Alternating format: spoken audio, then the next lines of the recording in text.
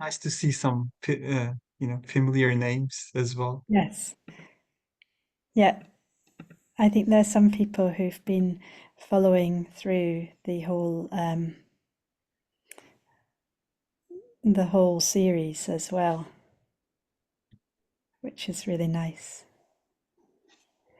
So, welcome everybody. I think there'll probably be a few more people joining as we go through, but rather than sit here and just wait for it, I think we'll get started. So, thank you very much for joining us for the final webinar in our series on occupant-centric simulation-aided building design.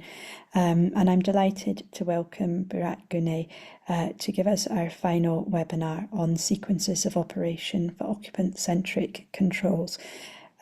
One of the things that I really love about the book is how it has been structured so that there's a very logical flow through. So this is a great webinar to be following up from last week's webinar with Julia and Philip Pagey. So if you haven't caught that already, then do have a look at our YouTube channel as well to find out more about that. This webinar is presented by the IBIPSA Education Committee. It's part of our remit to identify education and training needs throughout the community and to develop new materials and also to encourage other people to develop new materials. If you've got ideas for future webinar series, if there are topics that you'd really like to see us cover, then do please get in touch either by email or on LinkedIn. And finally, an important part of what we do is offering training sessions to non-members as well as to members. So this is a very inclusive club that we're delighted to have you all in. So now what I'd like to do is hand over to Burak, who's going to take us through occupant-centric controls. So Burak, if you'd like to share your screen. Sure, I will. Thank you, Pamela.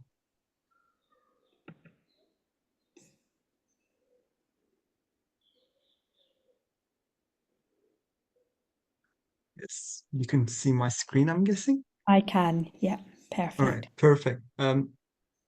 Welcome everyone, and thank you so much for the um, invitation, Pamela, and yeah, IBIPS as an organization for hosting these webinar series and for the opportunity.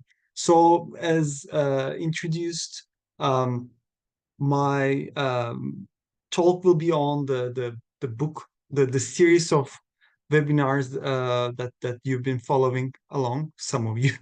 So this is for the chapter 10 of the book, and the book is co-authored by several of us, but I'll just basically start off by myself. My name is Burak Gunay. I'm an associate professor at Carleton University in Ottawa, Canada, and the co-authors of the book chapter actually is from a few different institutions. So Brody Hobson is a PhD student with me, but he's about to graduate in the next month or two. Mohamed Touf is an associate professor at Concordia University in Montreal. Zoltan Negi is in University of Texas at Austin, and he's a professor there. And Clayton Miller is at NUS, National University of Singapore. He's a professor there. So, um, all right. So in my talk today, I'll just basically start off a really like uh, unspoken, overlooked phase of the design phase of a building, which is the design of the sequences of operation. And I'll basically try to connect that point to occupant data and occupant-centric controls.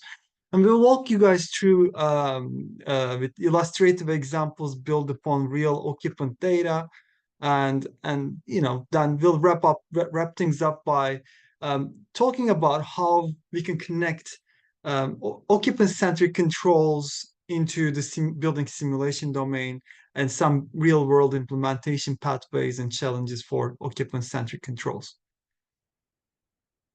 Um, so again, as I alluded earlier, design of sequences of operation is ultimately one of the most critical phases in a building's design. And it's essentially all the cool things that we decide to add into a building. Ultimately, it tells how these components will work together. And that actually tells us each zone in what mode of operation they will be under what condition, whether it's occupied mode or unoccupied mode, or warm up or cool down, or state of operation, whether it's heating, cooling, economizing, whether it's running various set point reset logics. And ultimately, um, the traditional approach to populating these sequences of operations really relying on lots of assumptions. So most of these set points really come from crude assumptions of what the building occupancy will look like, what their preferences look like, and sadly these assumptions lead to lots of inefficiencies. So in these photos, you'll actually see a few windows left open in the middle of the winter, or in the middle of the summer. Well, in Ottawa, and for those who are familiar of Ottawa, we have really hot and humid summers and very cold winters. So those two extremes, and we somehow managed to make people extremely hot in the summer, sorry, hot in the winter, and warm in the sorry, cold in the summer, so that they are prompted to open their windows and waste energy. So a few examples of these conservative set points and schedules that we see around us is, a constant temperature set point year round without any seasonal or daily setback. We often have, schedules that's unreasonably long for air handling units or other system level equipment. We tend to overventilate our buildings. In the absence of knowledge of how many people, the actual occupancy in the building. And the reality is occupancy and occupant preferences are quite diverse. And essentially these static and conservative set points and schedules, they're intended for the majority, but while trying to make the majority happy, we end up wasting energy and at the same time cause discomfort for a considerable portion of the building. So what you see here is actually an outcome of one of these crude assumptions. So what you see here is, I mean, some of you might recognize these dark days of the beginning of COVID. So essentially, uh, this is one of our administrative buildings on campus, and you can see the occupancy fluctuating daily, and the school is closed. Essentially occupancy disappears, and essentially the energy use did not change even a single bit. So what this is actually telling us is that our buildings do not adapt to any change in occupancy. They're just quite static. Their behavior there doesn't really change as building occupancy changes. And it obviously, logically doesn't make any sense. Ultimately, we condition our buildings for the people using it. So the first thing that we need in occupant-centric controls is obviously occupant data. And when we say occupant data, we can actually go into, in the book, we categorized the occupant data into 6 broad categories. In reality, we can go even further, but for the purposes of practicality, we divided things into 6 categories. So in the lower end quadrant, what we have is essentially just having presence information at the building level, which is a very crude level. And beyond that, presence information, perhaps likely coming from motion detectors at the zone level. And as we move forward in the occupant data resolution, we can have occupant count information, which can be acquired through various sensing technologies. I mean, by no means the examples provided over there is an exhaustive list, but they're just examples essentially. So people counting cameras, CO2 sensors, Wi-Fi device counts, and so on. And at the upper level, a higher tier of information is the activity, which is essentially, you know, our interactions with our thermostats and windows and our interactions with our plug-in appliances and many other components that we typically interact with. Um, so that's actually the categorization of occupant data. And depending on the data that we have, we can take that piece of information and use it in the sequences of operation. And that's what we try to do in the book. Um, so in the book, we actually categorized occupant-centric controls into two broad groups. One is occupancy-centric controls, which, as the name suggests, it deals with the mere presence of the people, essentially, whether it's their count or their absent or present information.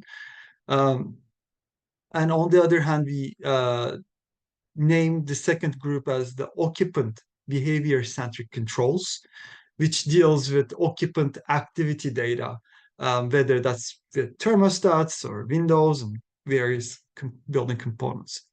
The the fundamental difference between traditional controls versus occupant-centric controls is that traditionally um, the set points and schedules usually come from assumptions without data, whereas in occupant-centric controls you try to inform many of the set points based on occupant data. So you're trying to replace assumptions with data. So, and to better understand what I'm talking about, we're just going to look at some real data that we collected from Carlton. I mean, it's part of the building automation system. So not really collecting, it was already there. But so we're just going to look at 37 individuals, some professors, some administrative staff, and their um, annual occupancy records and see what we can actually do with occupant data. So so what we can see here is actually one of the most typical ways to present occupancy data, which is indicating the daily occupancy profiles and ranging from the 10th percentile day to the 19th percentile day. And one of the most striking pieces of information for me here is that how wide the earliest arrival time of uh, and how the latest departure time. So, and this is again pre-COVID, and we have data from post-COVID era as well, and things only got worse. So, if you're trying to find a single start time and a single stop time for that particular building, you would be in a very difficult position. You would need to run this building as early as, 5 a.m., even earlier, and the building would need to operate 8 p.m. even further. And that is if you're trying to come up with a one size fits all solution. While in reality, if you have zone level occupant data from individual rooms, what we can actually do is that if I know that that room is empty, I can expand the dead band slowly, and I can also lower the ventilation rates, um, uh, knowing that the zone specifically is vacant. So I can essentially lower the minimum airflow set point uh, uh, of the room based on the information that we are getting about the like whether the zone is completely empty or not. Um, you can just deliver the area portion of the ventilation and not the occupant portion, and widen the dead band. So if we take a look at what that means in our sample population of 37 people, is that so what you see on the right upper right corner graph. Actually, why don't I turn on my pointer? So this graph, you'll see that the early start and the earliest latest departure times for these individuals span over a 14-hour window. Whereas in there is actually significant inter-occupant variability in the earliest arrival times and the latest departure times. So if and you can actually also see the longest ever recorded workday for each individual in these 37 rooms. So by simply applying different start and stop times in individual rooms, we can bring that 14 hours down to 11.5 hours and shorten the average unoccupied average duration that the unoccupied mode can be applied by about 2.5 hours. Another way that we can add is essential add more savings is essentially there are lots of vacant days, and especially today we have lots of vacant days in our buildings. So so here what you see is the latest arrival times that we expect ever recorded for these 37 occupants, and what you see on the right on this graph is what fraction of how frequently they are absent. And there's some extreme occupants that are probably on sabbatical, traveling, whatever. That room is completely empty almost. And then there's some more routine building users at that point. But on average, there is one person absent from their rooms, one in every 4 days.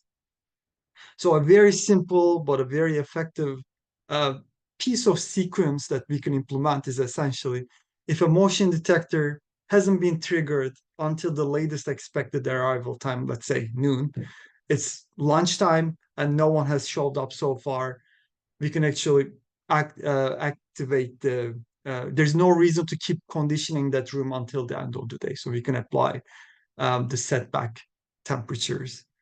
And doing so, essentially, we calculated that you can increase the average decrease the occupied mode duration from 11.5 hours to 8.5 hours. So slowly we're coming down. If you're realizing, we were at 14 hours, now 11.5, then 8.5, and another way that we can actually really cut back on the occupied hour duration is essentially is relying on short visits. So essentially, what we realized is there are many occasions that people just show up and spend no more than a couple hours in their offices, perhaps for a meeting, for just teaching purposes, or just to pick up or drop off something. Essentially, what we can really do is simply, if the motion detector in a room hasn't been triggered for 2-3 hours consecutively, we can start assuming that the spaces has become vacant and start switching into the unoccupied mode. And that again brings us from 8.5 hours of occupied mode duration to 6.5 hours of occupied mode duration. Really simply put, by just having motion detectors distributed in every room, instead of just trying to fit everyone from between a fixed schedule, by just probably less than 10 lines of code, we can bring that 14 hours down to 6.5 hours, which is, kind of depressing because many buildings do have motion detectors, and not many implement uh, these simple control logics in practice, unfortunately. Since the pandemic, there because people adapted hybrid work schedules, things have changed a bit. So essentially, the chances that you might be absent on a certain day, like I might come to office on Tuesdays or Wednesdays or Thursdays, but I might work from home on Fridays or Mondays. So there are arrangements like that, very typical. Um, so so that's why it probably makes also it makes sense that we learn um, um, day specific patterns, and then if you the last 3 or 4 Mondays have been absent, then there's no reason to continue um, operating as business as usual um, on those days.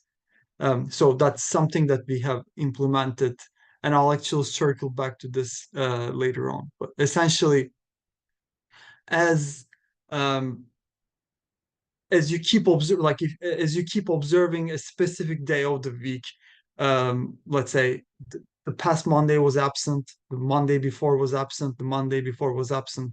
So as your confidence grows, you can progressively start applying more aggressive setbacks on that specific day of the week as well.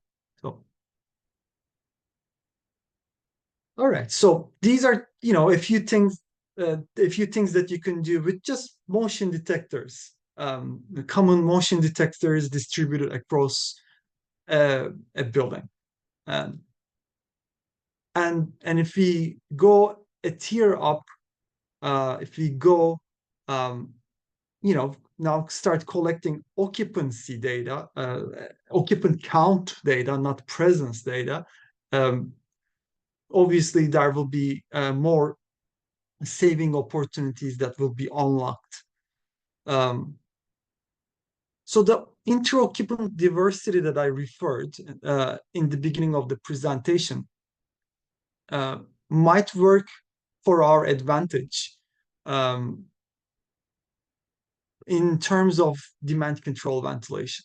So you'll notice that in this sample population of 37 occupants, um, the occupancy levels on average peaked around 50% and rarely exceeded 60%, really. Um, what's more marvelous is that in the same building, we somehow managed to make we managed to underventilate at least one zone on 41% of the occupied hours. So that is essentially saying that somehow we are overventilating the whole building, but underventilating a portion of that building. That is because we don't care where people are located. We don't know where people are concentrated, and we essentially divert our resources to where things aren't really, like, ventilation is not necessary, whereas there may be one room that actually has lots of graduate students or faculty and so on, and that space might be underventilated. Um, so that is an issue, and so that's why when I say demand control ventilation, I want to stress the importance of sensing occupant counts at not at building level, but try to be more granular than that, ideally. Okay. So, so one thing that we have implemented in physical world as well, and I'll actually get back before the end of the presentation to that implementation specifically, was is essentially so there's this Ashbury research project led by Professor Zhang O'Neill from Texas A&M. So we implemented that on one of our buildings on campus. Um, Essentially, it just brings the demand control ventilation idea to a trim and respond framework, and slowly ramps up or ramps down the set points as you keep getting higher or lower ventilation needs indicated by various sensors. So in this example, and if you know the in this the goal of this implementation essentially is that you try to adjust the zone level ventilation rates by adjusting the minimum airflow set point of a terminal device, as well as you're trying to adjust the uh, system level ventilation by modulating the mixing box damper minimum position set point. So I mean, demand control ventilations usually imply people usually get um, they're scared when you say DCV these days because oh, what happens if it's under ventilating? It's actually an opportunity for you to really ramp up your ventilation levels if for whatever reason you exceed your design occupancy levels. As well, it's an opportunity for you to save energy if the occupancy levels are lower than the design levels. So again, this is an example that's coming from the implementation and some savings estimates. So essentially, the uh, the um, uh, the difference between a traditional DCV implementation and this one is that it's not perfectly reactive. It's slowly ramping up or ramping down uh, the the uh, uh, the the the set points and behavior. Um, it trims or responds iteratively based on what's being observed. But all in all, what's being important is that this is actually our measured savings, um, along with other fixes in the building. We have observed fairly significant energy savings. So this combines the the presence-based strategies and the demand response strategies, and we observed over 50% reduction in the energy use in that specific building on our campus. Okay. So that kind of concludes what I want to tell you about the about occupancy centric controls. Now I'm just going to jump into occupant behavior centric controls. So that's actually essentially combines two components, which is preference learning and behavior nudging. And I'll try to explain that in the next few slides. So in this particular case, what you see here is actually thermostat use behavior models built by modeling, building simple logistic regression models for individuals in a building on our campus. It's actually the same 37 occupants that I was referring to. So essentially, what you should notice here is that there's a massive difference between individuals and how different individuals use their thermostats. And that's indicating that there's a huge diversity in thermostat use behavior and temperature preferences. And it is true that if you keep the indoor temperatures constant at between 22 and 23 degrees Celsius year around, you'll probably make everyone happy, but it is extremely wasteful to do that. In reality, there's actually a really wide range of preferred temperatures.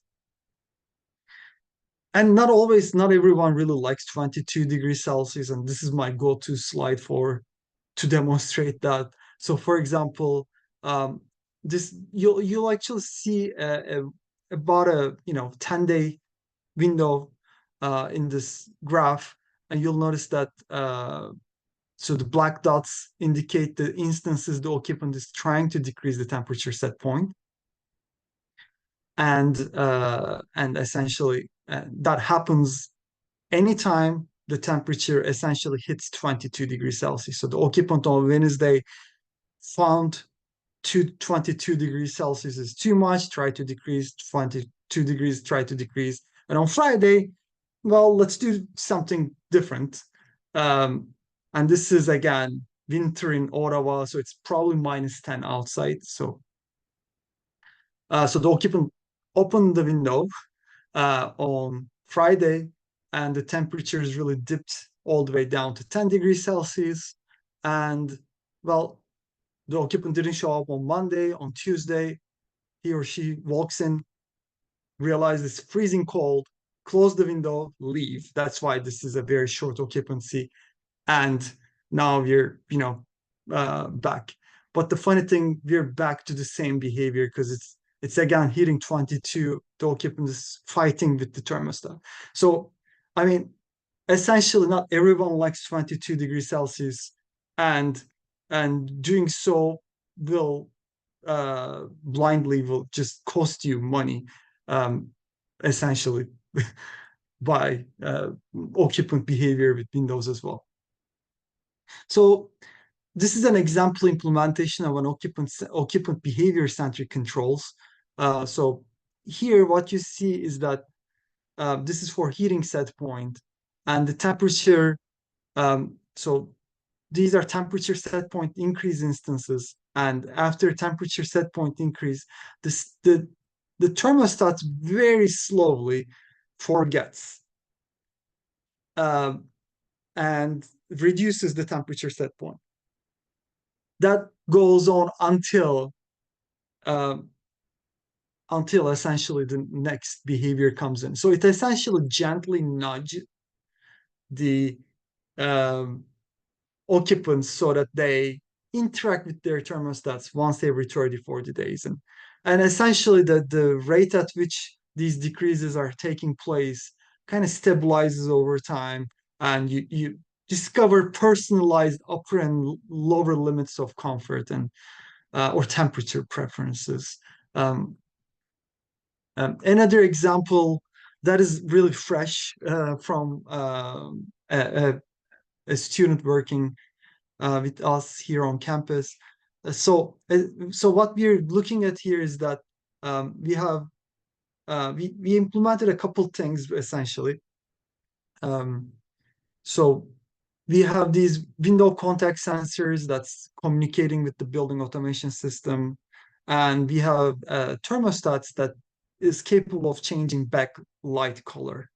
Um, so what we have implemented is essentially if they open their windows and if it's too cold or too hot, we automatically implement a temperature setback or a setup. So the influence of that is essentially is to really nudge people to close their windows because it's too cold or too hot outside. And what you'll see here is that the black lines, so black bars are for rooms, the same occupants, that this is the percentage of window opening before we implemented the behavior nudge, and the red bars are for the percentage of window opening after the implementation of the behavior nudge. And what you'll see is that there's a dramatic reduction in the unwanted, behavior of people keeping their windows open when it's extremely cold or when it's extremely hot. Okay, so we can literally nudge people's behavior, and what we observed overall is that we could reduce the heating and cooling energy use by about 17%. Okay. There's also non-BMS based ways to nudge people. So on the left-hand side, you'll see an example from Professor Clayton Miller. that is using smartwatches to nudge people to various behaviors. So you can get the smartwatch triggering window closing behavior or some other energy efficient behavior. But again, talking about window nudging behavior, uh, this is probably the earliest study that I have ever seen trying to nudge people's behavior, and dates back, over 10 years now. It's essentially looks at trying to give you a green light or a red light to nudge people's behavior and try to encourage them to use their windows for free cooling potential in California. So again, there are multitudes of ways of implementing occupant-centric controls. Doesn't always have to rely on the BMS itself.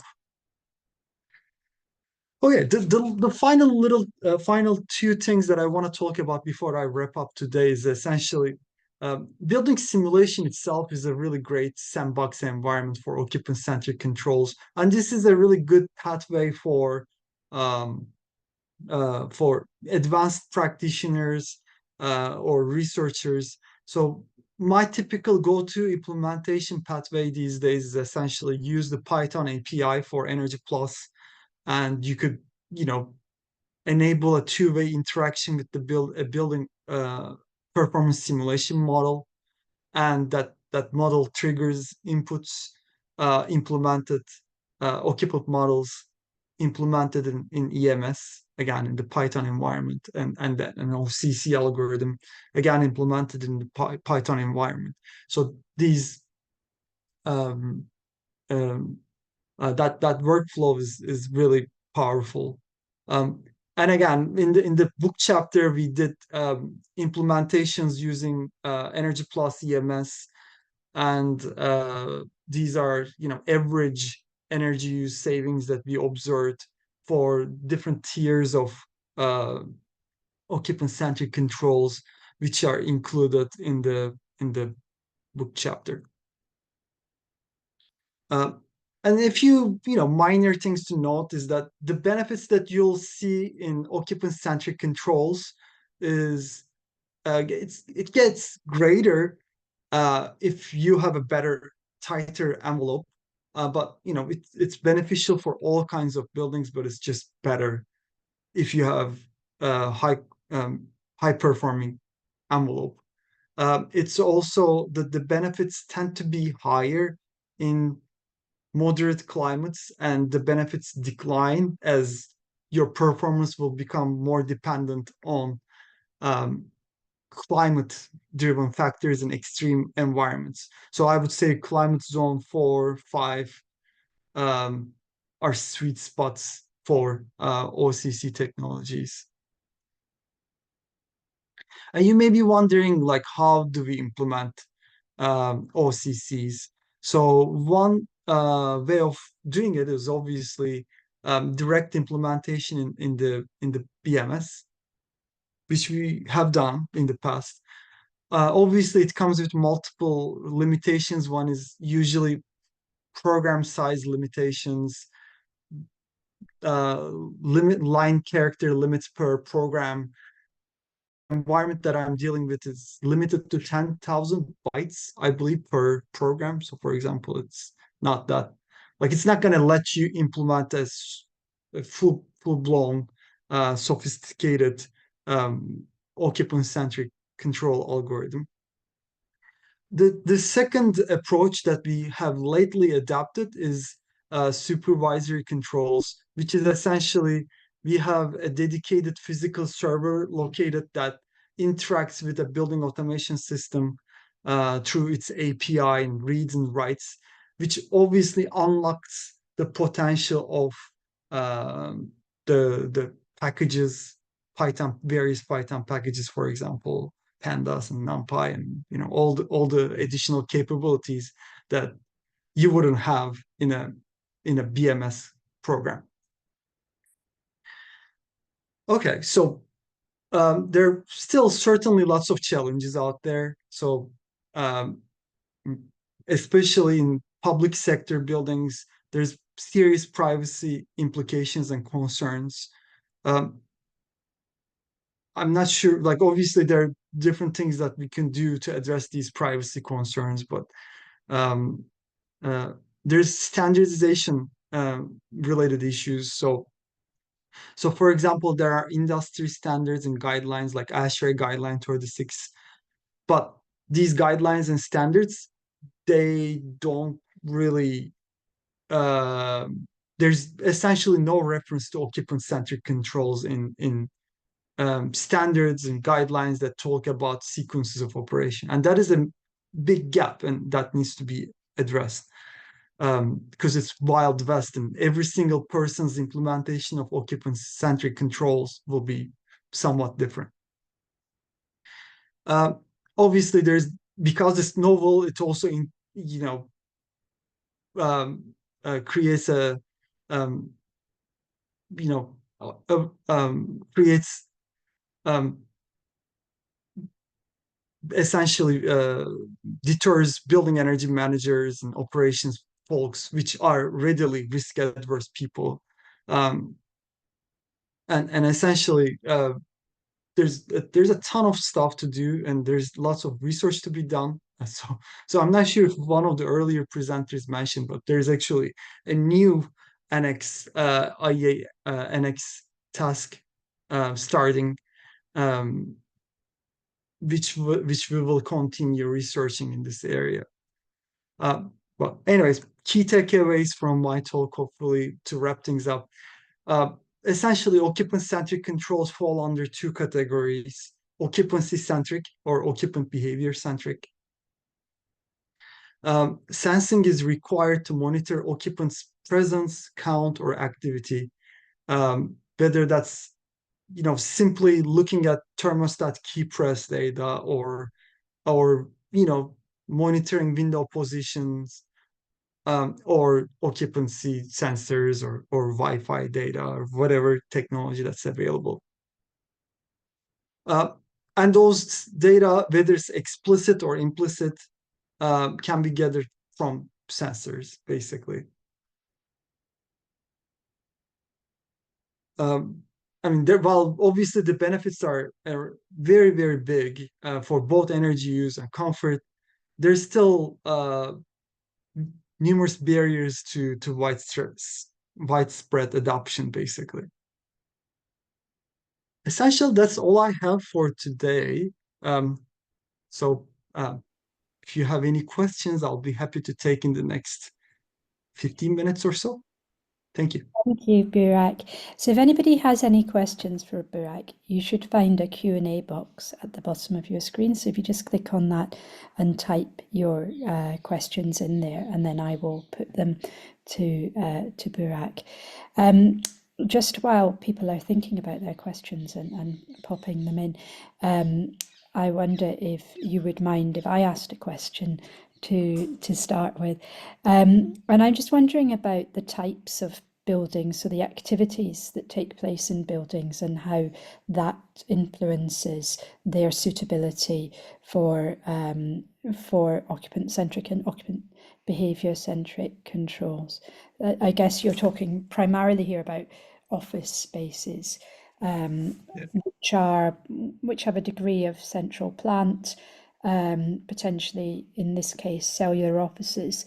How much does that influence the suitability and the degree of control that occupants could have over the environment? Yeah, I mean, it's an excellent question, and the I mean, you'll see more benefits if you have highly variable occupancy, so and it's also like also uh yeah, look, if everyone in an environment that 24/7 occupied, you just need to think a little bit like about what you can really do. Um, but that said, we have a project led by Professor Mohamedov, looking at occupant-centric controls strategies for airport buildings, and it's possible. You just need to really like take the paradigm and think about how this applies to the specific context, and it certainly can be applied in numerous buildings, and but the benefits that we see will greatly differ from one building to another. Like if you're looking at a warehouse that's has zero occupancy, I guess there's not a great candidate, obviously. Yeah, no, that's great. Thank you. We've got one question just come in from the audience, who beginning by thanking you for the presentation, and they're just asking about the larger scale. So, for example, the urban scale. Can you see any way in which the methods can be used to estimate or understand occupant behaviour?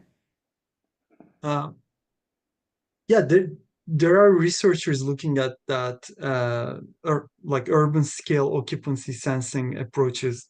Uh, I'm not entirely familiar. Like I'm just my focus is on really like building specific. Um, but I've seen people using social media feeds to like essentially you can track people's mobile devices and their Wi-Fi signals. The even Google activity, you know, data is accessible. But again, it's really not my area, so I'm just not um, entirely sure. Yeah, there's some interesting papers on that as well. Both in the US and the UK, I've seen using the Google Popular Times data. I have a question about the level of education that your users need for these things to work. And in particular, when you're looking at nudges, is it assuming a perfect understanding by the user so that their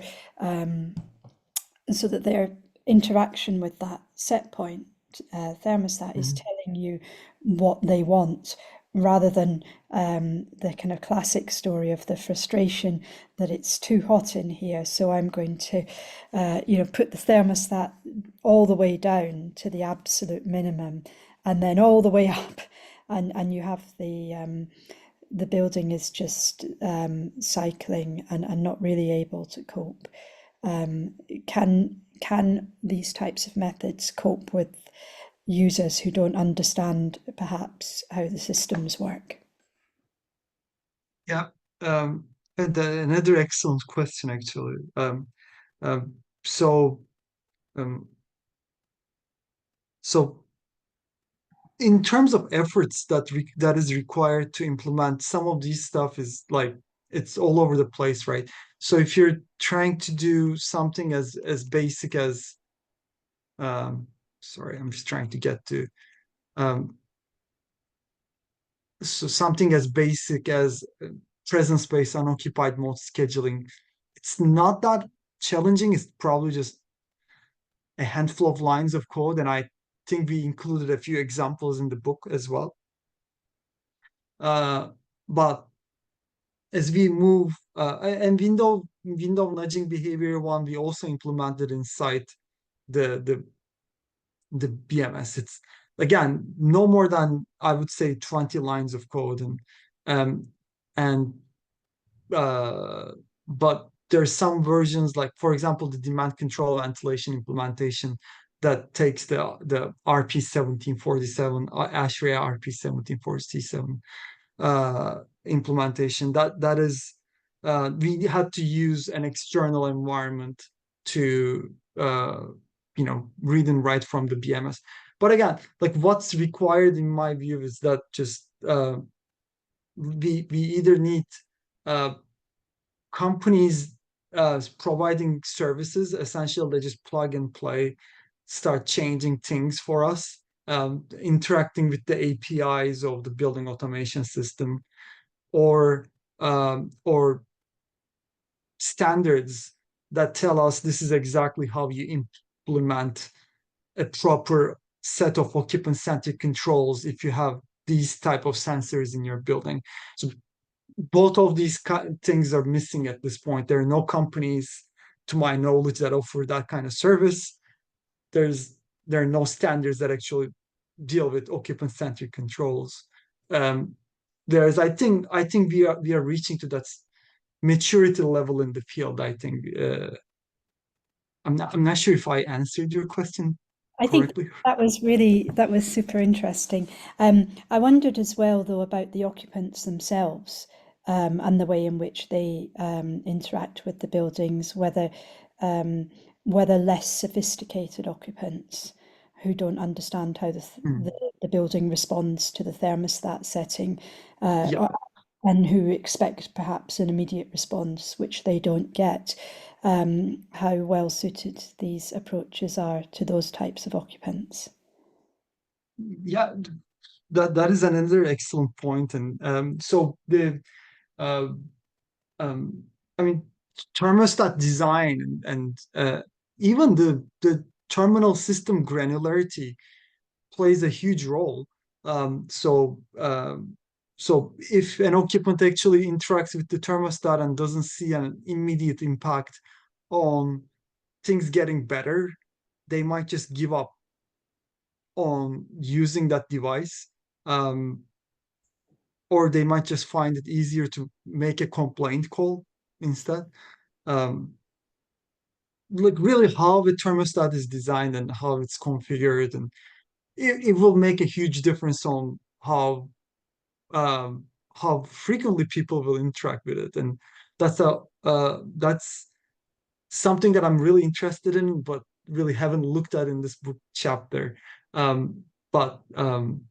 and I believe Liam O'Brien's talk might have touched on that.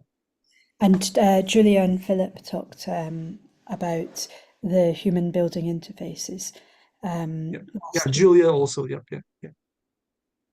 Yeah, Philip and Julia. yeah, thank you so much. So, another question from the audience asking about for nudging people's behaviours in smart buildings, whether the data for smart appliances could be used or power utilisation from the energy company data. Yeah, like behavior nudging is such an I there's very few applications in this field, and it's such an it's a huge opportunity in my view. Behavior nudging, like we have recently started a new project with the utility provider with a utility provider in Quebec, trying to nudge people to curb their uh, electricity use behavior during peak periods. So the opportunities are endless, and there's some companies doing that. So for example, there's a company that is a spin-off, like a small, it's a subsidy of Hydro Quebec, um, called Hilo. And if you Google the name of the company, it's HILO.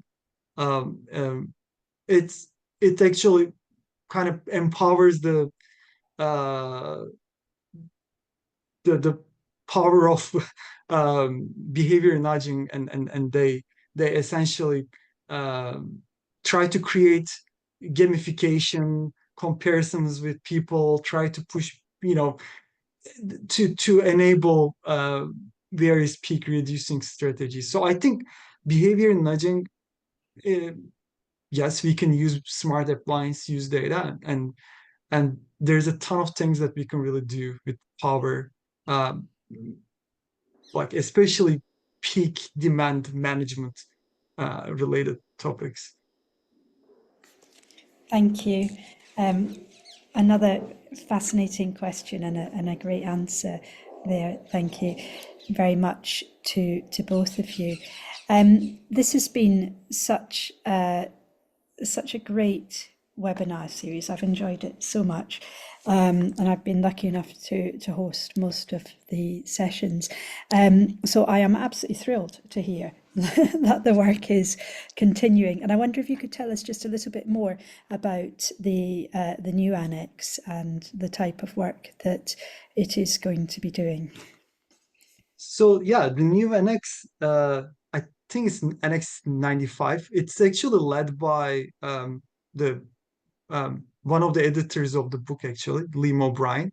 Um, and it's also the cooperating agents are Miriam Tushi from UFT, Zoltan Nagy. He was a co-author on the book chapter, and Julia Day also was one of the presenters. So we are actually essentially it's a continuation of the same work, and we had a planning meeting in Boston a couple months ago, and the operating agents put together a proposal, and we're glad to hear that it's approved now. So we have an annex number, annex 95.